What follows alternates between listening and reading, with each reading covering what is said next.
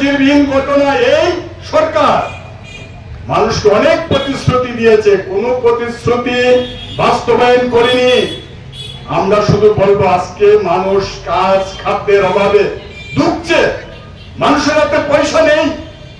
আর ভারতবর্ষের সরকার আপনারা জানেন প্রশংসায় পত্র পত্রিকায় মিডিয়াতে টাকা দিয়ে বিজ্ঞাপন দিয়ে প্রশংসা কুড়াচ্ছেন। আজকে কি হচ্ছে? জনজীবনের বিশেষ সমস্যাগুলি নিয়ে 7 দফা দাবি আদায়ের লক্ষ্যে সিপিআইএম তেলিয়ামুড়া মহকুমা কমিটির উদ্যোগে তেলিয়ামুড়া ব্লক আধিকারিক নিকট ডেপুটেশন প্রদান করা হয়। আজ ডেপুটেশনের আগে এক বিশাল মিছিল করে তেলিয়ামুড়া শহরে বিভিন্ন পথ পরিক্রমা করে সিপিআইএম তেলিয়ামুড়া মহকুমা কমিটির কার্যালয়ের সামনে হয় এক সভায় জনগণের বিভিন্ন সমস্যা নিয়ে নেতৃত্বরা বক্তব্য রাখেন। সভায় উপস্থিত ছিলেন সিপিআইএম তেলিয়ামুড়া মহকুমা কমিটির সম্পাদক হেমন্ত কুমার জমাতিয়া, প্রাক্তন বাম বিধায়ক মনীন্দ্র চন্দ্র দাস, গৌরী দাস সহ অন্যান্যরা। অন্যদিকে সভার চলাকালীন 6 জনের এক প্রতিনিধি দল তেলিয়ামুড়া ব্লক আধিকারিক বিপ্লব আচার্যের নিকট ডেপুটেশনে মিলিত হয়।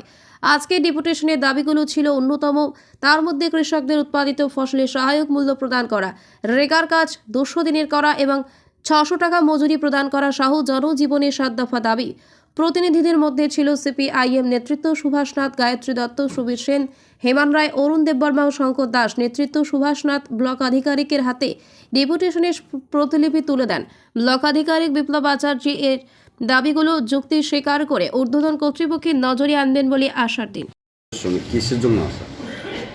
মূলত আমাদের পার্টি সিপিআইএম তেলিয়ামুড়া মহকুমা কমিটি এই সময়ের মধ্যে আমরা লক্ষ্য করছি যে গোটা রাজ্যেই জনজীবনের অনেকগুলি সমস্যা, যেগুলি মানুষের একটা কঠিন পরিস্থিতির সম্মুখীন করছে।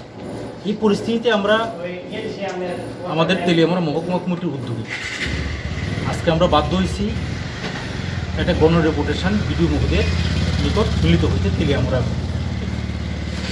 এখানে আমাদের বিডিও মহোদয়ের কাছে আমরা 7 দফা দাবিতে এই ডেপুটেশনে মিলিত হয়েছি।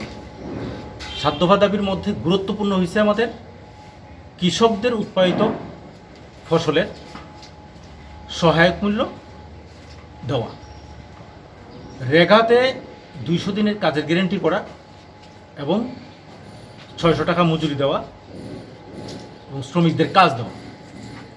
ইতিমধ্যেই কেন্দ্রীয় সরকার শ্রমিকদের উপর একটা প্রচণ্ড আক্রমণ নামায় আনছে। 24টা শ্রম আইনগুলিকে বাতিল করে 4টা শ্রম কোডে আনছে, যেগুলি শ্রমিক স্বার্থ বিরোধী। বুঝছি, এগুলিকে বাতিল করতে হবে। এই সময়ের মধ্যে গোটা রাজ্যেই আপনারা জানেন 3টা ক্যালামিটি গেছে, 3 ক্যালামিটি। এর মধ্যে লাস্টলি যেটা হয়েছে, এটা ব্যাপক ক্ষতি হয়েছে সারা রাজ্যের মধ্যে।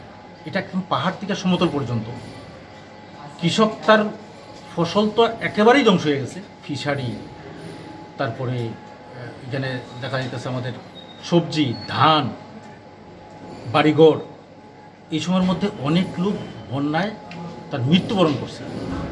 তাতে আমাদের দাবি হয়েছে যারা এই বন্যায় মৃত হয়েছে তাদের পরিবারে একটা সরকারি কর্মসংস্থানের গ্যারান্টি তৈরি করা এবং তাদের আর্থিক ক্ষতিপূরণ সরকারের পক্ষে সম্ভব অতি সত্বর প্রদান করা। আর যারা ক্ষতি হয়েছে তাদেরকে আর্থিক সাহায্য দেওয়া। এই সময়ের মধ্যে দেখা যাইতেছে যাদের ক্ষতি হয়েছে না, বিভিন্ন পঞ্চায়েত বা ভিলেজ কমিটি এলাকায়, এটা এখানে বিজেপি এবং ত্রিপুরামাতার সরকার এবং তাদের দ্বারা পরিচালিত, তারা দেখা যাইতেছে দলবাজি করতেছে। তাদের যারা ক্ষতিগ্রস্ত হয়েছে না তারা সাহায্য পাইতেছে, যারা ক্ষতিগ্রস্ত হয়েছে না তারা সাহায্য পাইতেছে না, এবং যাদের ক্ষতিগ্রস্ত হয়েছে না তারা পাইতেছে। আমরা ডিমান্ড করছি যে তাদেরকে যাতে সাহায্য দেয়।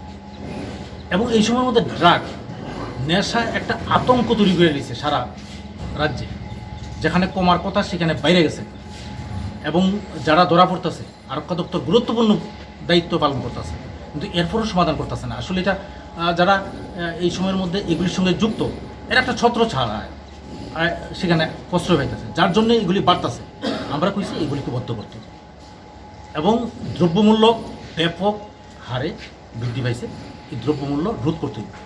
এই সমস্ত সার্বিক 7 দফা দাবির ভিত্তিতে আমরা ডেপুটেশনে মিলিত হয়েছি। বিডিও মহোদয় কইছেন যে সংশ্লিষ্ট লাইন ডিপার্টমেন্টের যেগুলি আছে এগুলি আমি লাইন ডিপার্টমেন্টের সঙ্গে কথা কই এগুলি সমাধান করার চেষ্টা করব।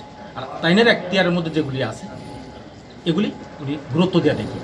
আমরা আশাবাদী গুরুত্ব দিয়ে এই কাজগুলি আমাদের দাবিগুলি উনি সমাধান করার জন্য উদ্যোগ গ্রহণ করবেন। আর আমরা একটা নির্দিষ্ট সময় দেখব, এরপরে আমরা বৃহত্তর আন্দোলন দিতে বাধ্য হব।